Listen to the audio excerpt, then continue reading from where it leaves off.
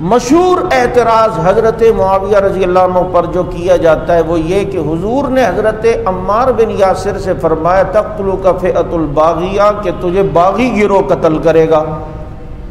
اور صفین میں حضرت علی اور حضرت معاویہ میں جو اختلاف ہوا تو حضرت عمار بن یاسر وہ حضرت علی کی فوج میں تھے اور شہید ہو گئے۔ تو پتہ چلتا ہے کہ کہا کہ نبی علیہ السلام نے فرمایا کہ عمار تجھے باغی گروہ قتل کرے گا، اور عمار حضرت علی کی فوج میں تھے۔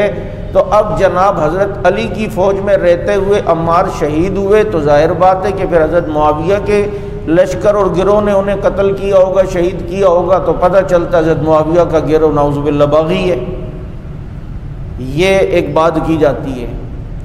لیکن یہاں نبی نے فرمایا تقتلک فئۃ الباغیہ، یہاں الف لام کے ساتھ جو معرفہ کے لیے ہے کہ وہ ایسا باغی گروہ ہوگا جو پہلے سے معروف ہوگا۔ اور ہم بھی کہتے ہیں حضرت عمار رضی اللہ عنہ کو باغی گروہ نے قتل کیا ہے اور انہیں باغی گروہ نے شہید کیا ہے۔ اور یہ باغی کون ہیں؟ یہ وہ باغی ہیں جنہوں نے حضرت عثمان سے بغاوت کر کے حضرت عثمان کو شہید کیا، اور پھر حضرت علی رضی اللہ تعالیٰ عنہ کی فوج میں شیلٹر کے طور پر شامل ہوئے، اور اسی پر حضرت معاویہ رضی اللہ عنہ حضرت علی کے ہاتھ پر بیعت نہیں کر رہے تھے۔ وہ فرما رہے تھے کہ پہلے آپ کی فوج میں جو باغی عثمان کے قاتل ہیں انہیں آپ پہلے قصاصاً قتل کریں، پھر میں آپ کے ہاتھ پر بیعت کروں گا۔ حضرت علی فرماتے تھے کہ ابھی ماحول ایسا نہیں ہے، پہلے بیعت کر کے ہم ایک ہو جائیں پھر انہیں قتل کریں گے۔ لیکن حضرت معاویہ رضی اللہ عنہ فرماتے تھے کہ پہلے انہیں قتل کیا جائے، ان کی موجودگی میں ہم کیسے بیعت کریں کہ جب کہ یہ آپ کی فوج میں۔ اب یہ روایت چونکہ مشہور تھی کہ عمار کو باغی گروہ قتل کرے گا، اب یہ باغی حضرت علی رضی اللہ تعالیٰ عنہ کی فوج میں شیلٹر کے طور پر داخل ہو چکے تھے، تو ہم کہتے ہیں یہ وہی باغی تھے جنہوں نے حضرت عثمان کو شہید کیا، جو حضرت علی کی فوج میں اپنے کو بچانے کے لیے شامل ہوئے تھے۔ انہوں نے ہی حضرت عمار کو شہید کیا ہے۔ چنانچہ اس لیے کہ حضرت معاویہ ان باغیوں کے خلاف بہت تھے، انہوں نے کہا کہ حضرت عمار کو شہید کر دیں گے، تو جو لوگوں میں مشہور ہے کہ عمار کو باغی گروہ شہید کرے گا، تو یہ روایت مشہور ہے، تو لوگ دیکھیں گے کہ یہ معاویہ کے گروہ نے شہید کیا ہے، تو جو معاویہ کے ساتھ ہیں وہ بھی معاویہ سے دور ہو جائیں گے کہ یار یہ گروہ تو باغی گروہ ہے، نبی کی پیشن گوئی معاویہ کے حق میں آ گئی، چنانچہ یہ باغی گروہ۔ اس لیے ان قوم نے جو وہ باغی گروہ حضرت عثمان کی شہادت میں ملوث تھا، جو حضرت علی کی فوج میں شیلٹر کے طور پر داخل ہو چکا تھا، وہ اس نے جو ہے حضرت عمار کو شہید کیا۔ جبھی ایک طرف یہ بات ہے کہ ان کا قاتل حقیقی کچھ نہیں پتا روایت میں اگر ملتا ہے، تو دوسرا ایک صحابی کا قول حجت ہوتا ہے۔ تو روایتوں میں کہ حضرت معاویہ رضی اللہ عنہ سے پوچھا گیا عمار تو شہید ہو گئے، کس نے قتل کیا؟ تو حضرت معاویہ نے فرمایا جن کے لشکر میں آئے تھے انہی لشکر والوں نے اسے مارا ہے۔ یہ صحابی کا قول ہے اور یہ حجت ہے، اور وہ بتلا رہے ہیں کہ جس کے لشکر میں آئے تھے انہی میں شامل افراد نے حضرت عمار کو شہید کیا ہے۔ اب اس بنیاد پر حضرت معاویہ رضی اللہ عنہ کو باغی کہنا، تو یہ حضرت علی رضی اللہ عنہ پر بھی پھر اعتراض ہوتا ہے۔ کیوں کہ دیکھیں قرآن کہتا ہے وَإِن طَائِفَتَانِ مِنَ الْمُؤْمِنِينَ اقْتَتَلُوا فَأَصْلِحُوا بَيْنَهُمَا فَإِن بَغَتْ إِحْدَاهُمَا فَقَاتِلُوا حَتَّى تَفِيءَ إِلَىٰ أَمْرِ اللَّهِ، کہ اللہ کہتے ہیں کہ باغی گروہ سے اس وقت تک لڑو جب تک وہ اپنی بغاوت اور اپنے موقف کو چھوڑ نہ دے، اس وقت تک آپ نے باغی سے لڑنا ہے۔ اب بات یہ ہے کہ حضرت علی حضرت معاویہ سے آخر میں صلح پر آئے یا نہیں آئے، اور صلح کی شرائط طے ہوئیں۔ اب اگر وہ باغی تھے تو حضرت علی نے ان سے معاہدہ کر کے صلح کیوں کی؟ کیونکہ باغی سے تو آخر وقت تک لڑنے کا حکم ہے، جب تک کہ وہ اپنے امر سے باز نہ آ جائے۔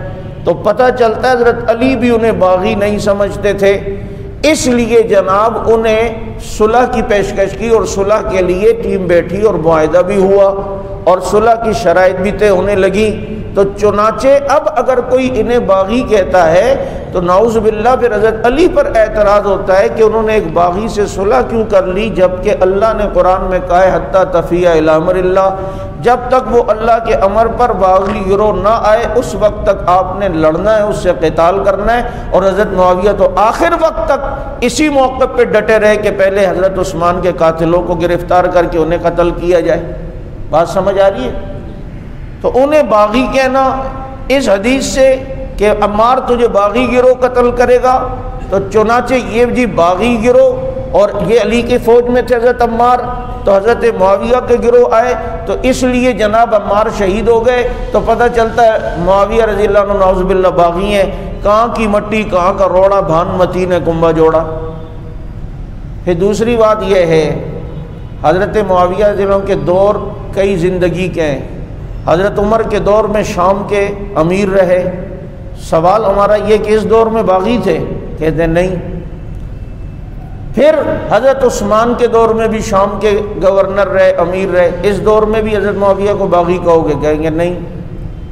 پھر حضرت علی کا دور آیا تو اس میں صفین ہوئی. اگر کوئی زیادہ سے زیادہ کہہ بھی دے، فرض کریں کہ جی ہاں اس دور میں باغی تھے، ہم کہتے ہیں چلو ٹھیک ہے اگر اس دور میں باغی تھے. اب جب 41 ہجری میں جب صلح اور معاہدہ حضرت علی سے ہو رہا ہے، اس وقت بھی باغی ہیں. اگر کہتے ہیں باغی ہیں تو کہ حضرت علی صلح کیوں کر رہے ہیں؟ اگر کہ باغی اس دور میں نہیں ہے تو پھر ہم کہیں گے ایک دور اور بھی ہے جس میں حضرت حسن کا دور آیا.